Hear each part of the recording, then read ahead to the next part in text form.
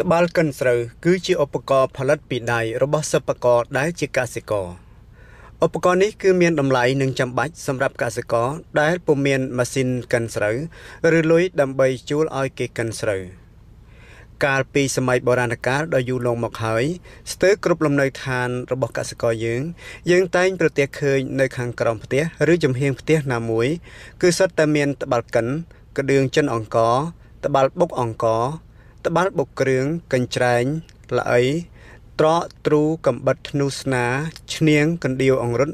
ផ្គាក់ខ្វែវដែលទាំងអស់នេះគឺជាឧបករណ៍ដែលកសិករមិនអាចខ្វះបាន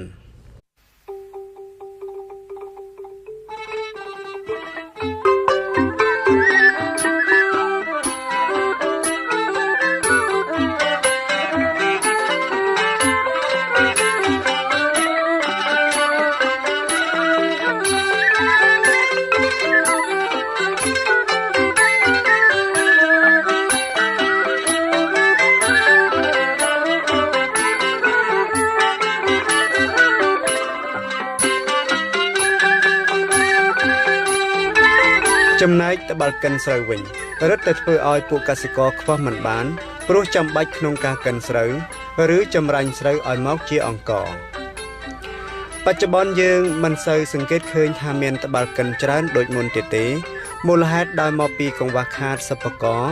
និងខ្វះធនធានធម្មជាតិនិងថែមទាំងផលិតផលនេះមានតម្លៃថោក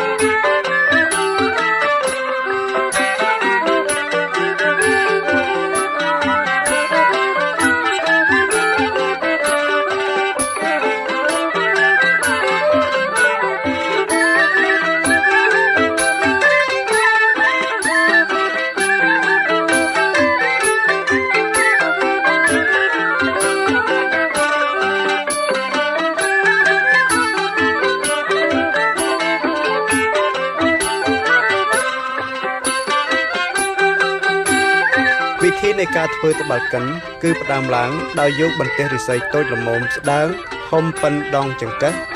មកក្រងជាបំពង់សៀឡាំងមានកម្ពស់ជាងកន្លះម៉ែត្របើគិតពីទួលខាងលើអង្កត់ផ្ចិតមានពី8ទៅ9សង់ទីម៉ែត្រ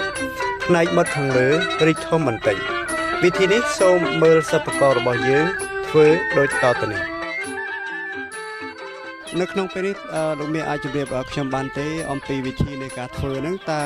ចាប់ផ្ដើមពីអ្វីខ្លះទៅមុននឹងឈានដល់ពេលដែលយើងបានសម្រេចជាតបាល់កិនដ៏ល្អប្រណិតនេះបាទមុនដំបូងលស័យកាប់លស័យរួចបេតរួចដេញរៀងវាជារៀងវារួចបានដាក់ដាយដាក់បាទរួចរួចបានដាក់ដាយដាក់ជើងវានេះដាយបាទរួចបានយើងលាយដីនឹងស្កររួចយើងបុករួចបានយើងអញ្ចឹងដីដែលនៅខាងក្នុងត្បាល់នេះគឺបានន័យថាជាដីដែលយកមកលាយជាមួយស្ករផងឮថាដូចជាមានលេងអំបិលដែរតើអីមានលេងអំបិលមានលេអាយកោដែរអត់អាចគឺក្រោយណានៅក្រោយទេបាទដូចយើងយកចាស់មិញស៊ូមធ្វើជាធ្មេញវានេះធ្មេញវាអានេះគេហៅធ្មេញវាបាទធ្មេញរួចបានយើងដំវាអណែនដំចូលវាជាប់ស្អីទៅនៅក្នុងនោះធ្មេញវាជាប់ដោយសារអីដោយសារដីស្ករអំបិលដីដំបូកពេលដែលយើងដោះយើងមានកំណល់មួយនៅខាងក្នុងនេះទៀតបាទហើយខាងក្នុងនេះដីដែលយើងបូកខាងក្នុងผมវិលទៅខាងទូទៅវិញមានវិលមកខាងនេះវិញបាទនេះគឺបានន័យថាយើងធ្វើកំណល់វាមកដាក់សៀតចូលមកនេះមកហើយដាក់ដីពីលើមកហើយឲ្យវារឹងទៅយើងក៏ដាក់ថ្មិញវានឹង ចូលមកឥឡូវមានដាក់ទៅវិញមែនសូមជួយមានដាក់ទៅវិញបាទសូមជួយមានអង្គុយសិនតាមពិតទៅនេះគឺជាពិធីធ្វើត្បាល់កិនដ៏ល្អប្រណិតចុះថ្មិញវានេះតើជាឈើប្រភេទអីទៅលោកមាស ដើមកលាញ់ជាក្រាក់កលាញ់ បាទជាប់ប្រហោងកណ្ដាលនេះគឺសម្រាប់យើងយក snow វា យក snow មកដល់ដោតនេះទៅដោត ហើយទៅពេលយើងក្លាប់ងាឡើងលើយើងដាក់ស្រូវចូលមក បាទ យើងក៏កិនទៅដូចជាផលិតផលខាងនោះមិនអញ្ចឹងមានណាចំណែកតួតម្រូលផ្នែកខាងក្រោមក៏យើងត្រូវយកដីដែលលាយជាមួយដីដំបូកដែលនឹងលាយជាមួយស្ករផងអំបិលមកញាត់ហើយបុកឲ្យហាប់ណែនដើម្បីយកឈើក្រាក់ដែលកាត់ជាបន្ទះស្ដើងវាបញ្ចូលទៅក្នុងតួខាងលើនិងខាងក្រោមដែលវាមានមុខងារយ៉ាងសំខាន់នៅក្នុងការធ្វើឲ្យសម្បកគ្រាប់ស្រូវរបកចេញស្រូវដែលដាក់ចូលទៅក្នុងតួត្បាល់ខាងលើដែលសិប្បករចោះប្រហោងដីកណ្ដាលវាបាននាំស្រូវធ្លាក់ចូលទៅដល់ធ្មេញត្បាល់ហើយនៅពេលយើងទាញត្បាល់បង្វិលជារង្វង់ស្រូវនោះត្រូវបានទទួលនៅធ្មេញខាងលើនិងខាងក្រោមមកកកិតគ្នាហើយស្រូវនោះក៏ជៀសមិនផុតអំពីធ្មេញត្បាល់ដែលត្រូវកិនបន្ទាប់មកទាំងអង្ករនិងទាំងសម្បកស្រូវក៏ចេញមកប៉ុន្តែមិនសន្មត់ថាធ្មេញត្បាល់នេះធ្វើឲ្យបានជាអង្ករ 100% ទេកសិករដែលប្រើត្បាល់តែងអុំស្ទៃជាមួយនឹងចង្អេរឬក៏រែងនឹងកញ្ច្រែងដើម្បីសិតយកស្រូវដែលត្បាល់មិនទាន់បានកិនហើយយកទៅកិនម្ដងទៀត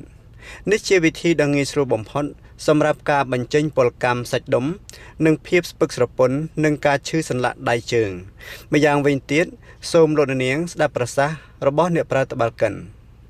ហើយចំពោះបងអូនវិញតើហេតុអីបានជាបងអូននាំមីងមកទិញត្បាល់កិនរបៀបបុរាណយើងអញ្ចឹងបានបងពុជខ្ញុំគិតថាយើងប្រើត្បាល់បុរាណហ្នឹងយើងធ្វើឲ្យយើងមានសុខភាពល្អពីព្រោះបើសិនជាយើងប្រើជាម៉ាស៊ីនដូចជាម៉ាស៊ីនគេទាន់សម័យដល់ពេលយើងដាក់គ្រាប់ស្រូវនេះទៅវារីដអស់ជាតិជាតិវីតាមីនដើម្បីបំពេញសុខភាពយើងបាទបងបាទហើយខ្ញុំចង់ផ្ដាំថាបើបងប្អូនសម្រាប់បងប្អូនកសិករយើងទូទាំងស្រុកភូមិដែលជាអ្នកកសិករទាំងអស់គ្នាហើយយើងចង់ឲ្យប្រើត្បាល់កិនបុរាណនេះឲ្យបានច្រើនដើម្បីជួយសុខភាពយើងផងពីព្រោះយើងប្រើជាត្បាល់កិននេះដល់ពេលយើងកិនទៅវាចំណេញណាមួយអង្កាមអាចឲ្យមឿនកន្ទក់យើងអាចចិញ្ចឹមជ្រូកបានបាទបងបាទ